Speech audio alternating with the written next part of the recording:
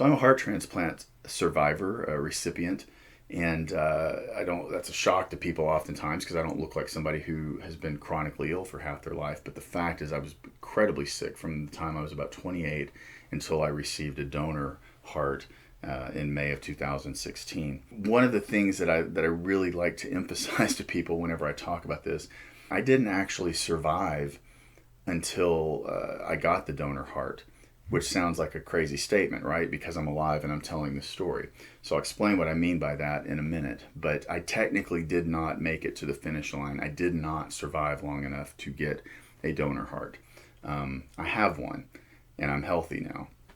But I'll explain to you what I mean by that.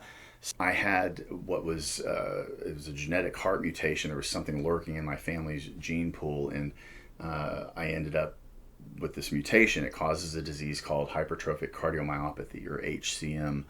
Most people with this disease end up taking medication or having a procedure, and they live a average lifespan with some physical limitations. They're not going to go play professional basketball, but it's a fairly normal life.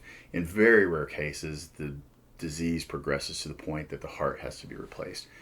It's very bad when that happens with HCM. At the time that I was diagnosed with it, there was not a lot known about it. And we lived in the Mid-South, so we could not find a cardiologist that could really deal with the treatment. So I was diagnosed in 98, and then in 2010, I had an MRI, and it was determined I needed a heart. And we had so many cardiologists look at us and say, yes, you need a heart, but we have no idea how to list you.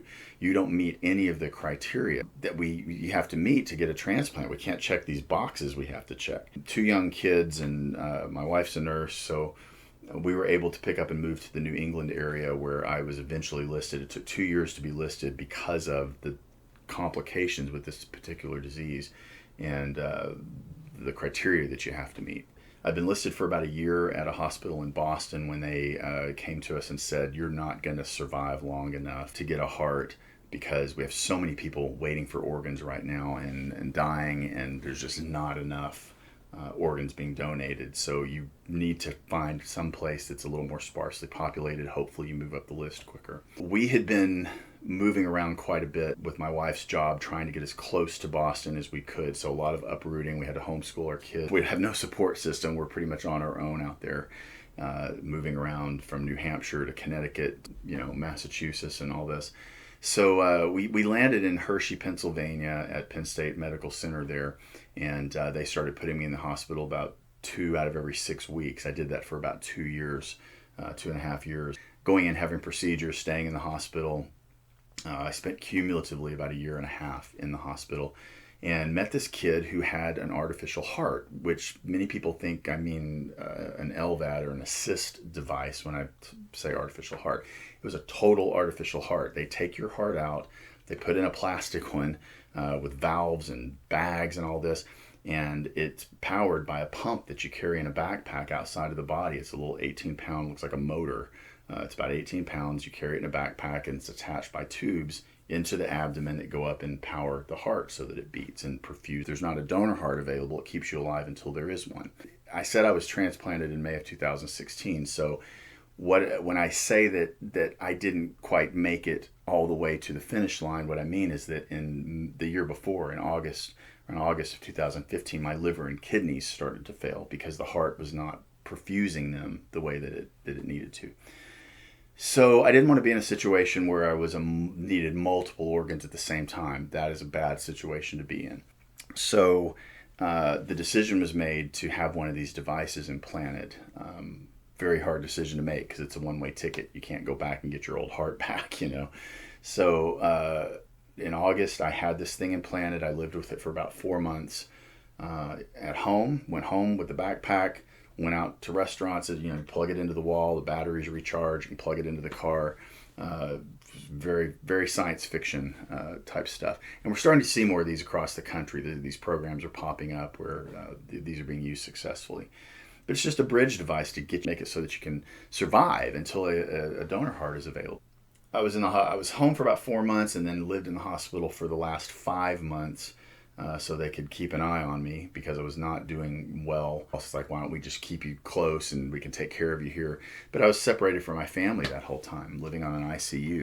And finally received a donor heart in May of 2016. So I needed that bridge device. I didn't quite make it as long as I needed to, because it was a very long wait. 2 years to get listed, and then another four to actually get the heart. So 6 years in all. And that's kind of inside of that 18-year time span that I'm talking about. But I'm healthy now. They work. Heart transplants work. Organ transplants work. The 2 points that I like to really drive home to people when I tell this story is that, number one, if it had not been for that machine, I wouldn't be here to tell the story, right? Because I would have died in 2015. I wouldn't have made it to 2016.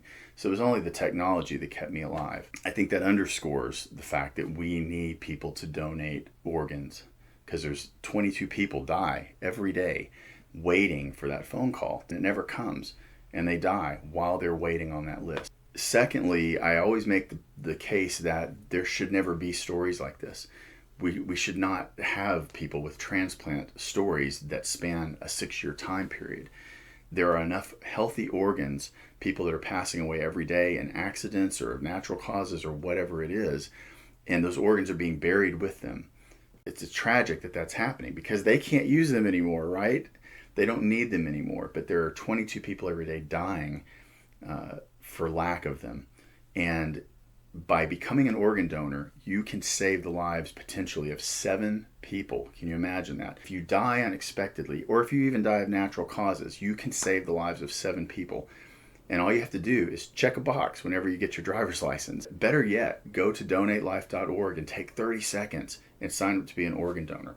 And then there will be no stories like mine. No uprooting of families, no people spending months and years of their lives in hospitals and having to have the financial stress and hardship and it affecting the trajectory of their entire lives. I wish I did not have this story. I'm glad that I'm here to tell it. But the more people that donate organs, the fewer stories like this there are. So please, please become an organ donor. Consider becoming an organ donor if you are not one. Thank you for listening. I appreciate it.